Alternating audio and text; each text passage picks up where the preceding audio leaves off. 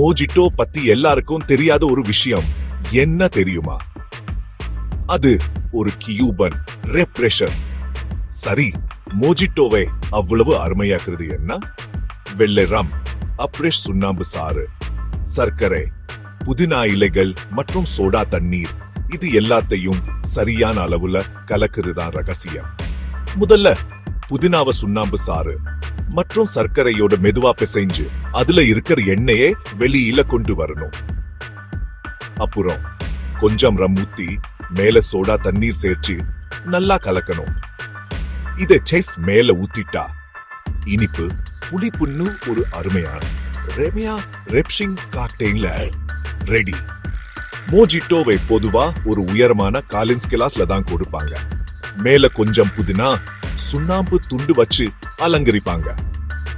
ஒரு சுவாரஸ்யமான விஷயம், இந்த காக்டெயில கியூபால தான் உருவானதா சொல்லாங்க.